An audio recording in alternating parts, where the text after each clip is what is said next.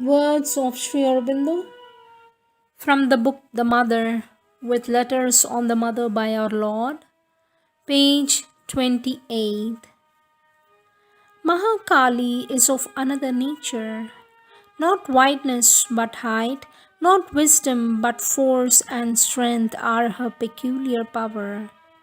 There is in her an overwhelming intensity, a mighty passion of force to achieve, a divine violence rushing to shatter every limit and obstacle.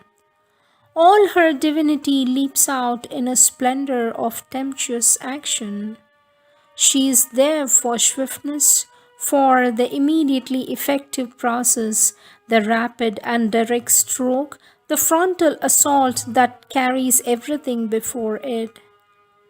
Terrible is her face to the Asura, dangerous and ruthless her mood against the haters of the divine. For she is the warrior of the worlds who never shrinks from the battle. Intolerant of imperfection, she deals roughly with all in man that is unwilling, and she is severe to all that is obstinately ignorant and obscure. Her wrath is immediate and dire against treachery and falsehood and malignity. Ill will is smitten at once by her scourge.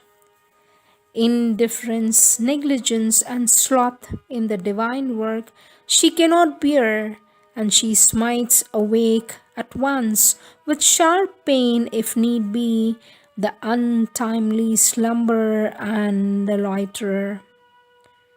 The impulses that are swift and straight and frank, the movements that are unreserved and absolute, the aspiration that founds in flame are the motion of Mahakali.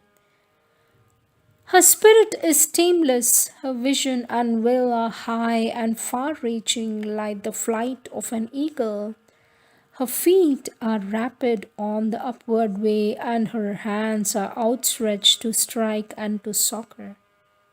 For she too is the mother, and her love is as intense as her wrath, and she has a deep and passionate kindness.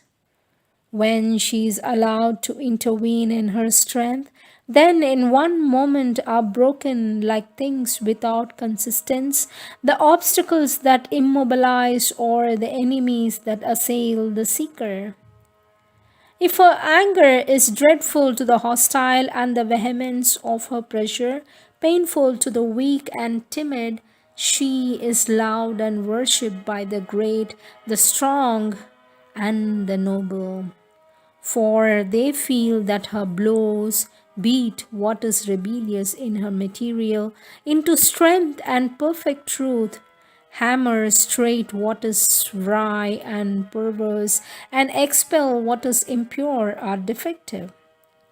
But for her, what is done in a day might have taken centuries. Without her Ananda might be wide and grave or soft and sweet and beautiful, but would lose the flaming joy of its most absolute intensities. To knowledge she gives a conquering might, brings to beauty and harmony a high and mounting moments, and imparts to the slow and difficult labor after perfection an impetus that multiplies the power and shortens the long way. Nothing can satisfy her that falls short of the supreme ecstasies, the highest heights, the noblest aims, the largest vistas. Therefore, with her is the victorious force of the divine, and it is by grace of her fire and passion and speed if the great achievement can be done now rather than hereafter.